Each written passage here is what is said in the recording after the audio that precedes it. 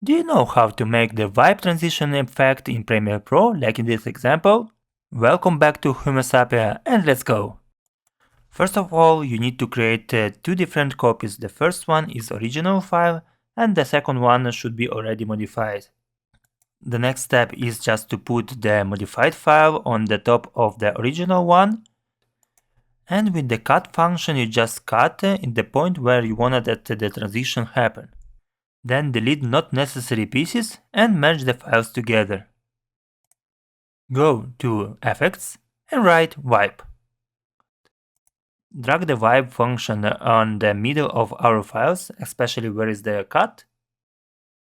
After that, scroll down, and here you have the possibility to choose the border width and the border color. Just choose one that you prefer, and let's see what is going to happen.